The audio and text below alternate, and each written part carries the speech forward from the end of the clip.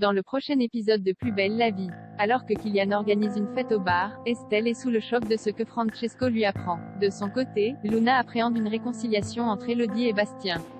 Attention, les paragraphes qui suivent contiennent des spoilers sur l'épisode de Plus belle la vie diffusé demain soir sur France 3.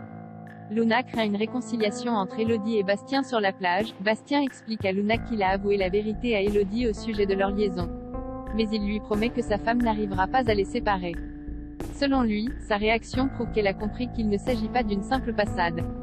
Bastien réaffirme ses sentiments amoureux envers Luna. Après quoi, il s'en prend à Elodie en lui reprochant d'avoir menacé Luna. Contrairement à lui, Elodie espère encore sauver leur famille et préserver leurs enfants, bien que Pablo et Sounali entendent leur dispute. Plus tard, Hugo constate qu'une mauvaise ambiance règne sur le bateau familial.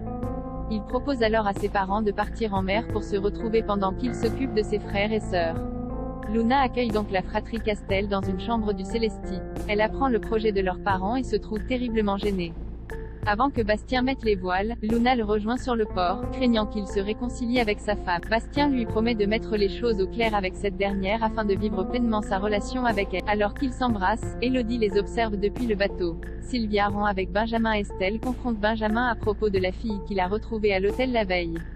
Ce dernier se justifie en disant qu'il souffre de ne pas pouvoir être avec Estelle. Comme elle refuse d'être avec lui, il continue d'aller voir ailleurs. L'esthéticienne est profondément dégoûtée par son. Pendant ce temps, Francesco montre à sa sœur la photo qu'il a prise de Benjamin en compagnie de sa maîtresse. Si Sylvia est effondrée, elle trouve quand même des excuses à son compagnon avec lequel elle espère pouvoir recoller les morceaux, au grand désespoir de Francesco. Benjamin débarque à l'appartement d'Estelle et Francesco afin de parler avec Sylvia. Malgré l'opposition de son frère, celle-ci accepte. Dehors, Benjamin déclare avoir fait une erreur et vouloir être avec elle. Quand il ajoute que Francesco a une dent contre lui, Sylvia préfère couper les ponts. Peu après, Estelle réconforte Sylvia au sujet de sa rupture avec Benjamin. Toutefois, dès qu'elle se retrouve seule, Sylvia contacte un chirurgien afin de prendre un rendez-vous en urgence pour une augmentation mammaire. Kylian est arrêté par la police après avoir fait croire à Betty qu'il était le patron du bar du Mistral. Kylian réussit enfin à convaincre François d'y organiser une fête avec ses amis.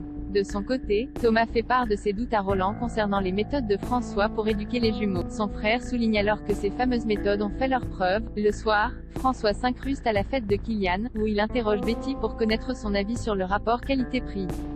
L'adolescente répond avoir été invitée par le patron. François rectifie ses en apprenant qu'il est le vrai patron du bar. Betty complimente son établissement, puis l'invite à danser, sous les yeux de Kylian. Méduse, ivre de colère, le jeune homme quitte le bar. Il erre en ville, puis se défoule sur une voiture qu'il frappe avec une barre de fer. Il est pris en flagrant délit par Eric, qui procède à son arrestation.